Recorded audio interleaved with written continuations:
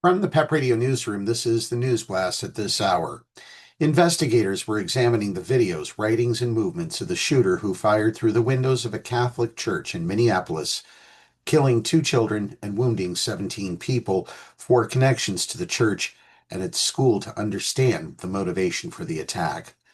Armed with a rifle, shotgun, and pistol, 23-year-old Robin Westman shot dozens of rounds Wednesday morning toward the children sitting in the pews during Mass at the Annunciation Catholic School, Minneapolis Police Chief Brian O'Hara said. The shooter then died by suicide, he said. The children who died were 8 and 10. 14 other kids and 3 octogenarian parishioners were wounded but expected to survive, the chief said. Just hours after the shooting, hundreds crowded inside a nearby school's gym Wednesday night, clutching one another and wiping away tears during a vigil alongside Minnesota Governor Tim Walz and clergy members. Speaking to a silent crowd crammed shoulder to shoulder, and while hundreds more waited outside, Archbishop Bernard Hebda described the students trying to shield their classmates as the gunfire erupted. In the midst of that, there was courage, there was bravery, but most especially there was love, he said at the Academy of Holy Angels, about 2 miles south of the shooting in the suburb of Richfield. Reverend Dennis Zarin, who was inside the church with nearly 200 children, said they were almost to the end of the responsorial psalm, which speaks about light in the darkness. That's when he heard someone yell, "Down, down, everybody down," and the gunshots started. Fifth grader Weston Halsney told reporters he ducked for the pews, covering his head, shielded by a friend who was lying on top of him. His friend was hit, he said. I was super scared for him, but I think now he's okay, the 10-year-old said. FBI Director Kash Patel said on X that the shooting is being investigated as an act of domestic terrorism and a hate crime targeting Catholics. Westman's mother had worked at the church for 5 years, retiring in 2021, according to a church Facebook post that year. It's not clear if Robin Westman ever attended the church or had been enrolled at the school. O'Hara said police had not determined a motive for the bloodshed. The chief said, however, that investigators were examining a social media post that appeared to show the shooter at the scene.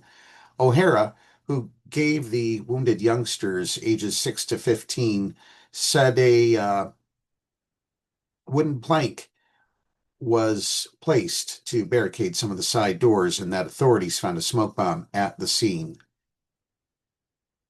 On a YouTube channel titled Robin W., the alleged shooter released at least 2 videos before the channel was taken down Wednesday. In one, the alleged shooter shows a cache of weapons and ammunition, some with phrases such as "Kill Donald Trump" and "Where is your God" written on them. The second video shows the alleged shooter pointing to 2 outside windows in what appears to be a drawing of the church and then stabbing it with a long knife. The police chief said Westman did not have an extensive known criminal history and is believed to have acted alone. Federal officials referred to Westman as transgender, and Minneapolis Mayor Jacob Frey decried hatred being directed at our transgender community. Westman's gender identity, however, wasn't clear.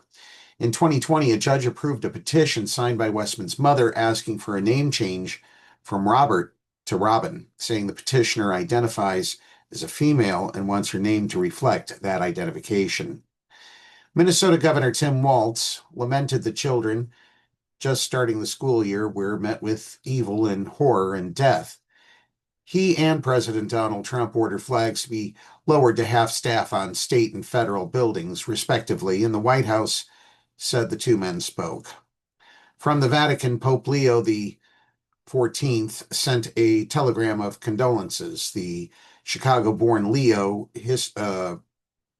made history as the first American pope, said he was praying for relatives of the dead. Monday had been the first day of the school year at Annunciation, a 102-year-old school in a leafy residential and commercial neighborhood about 5 miles south of downtown Minneapolis. That's a news blast at this hour. If you're watching our news videos on YouTube, please subscribe to our channel. Starting September 1st, PEP Radio is changing its daily programming schedule. Details will be on our social media pages later today. Up next, we have the Meadville area weather forecast here on PEP Radio.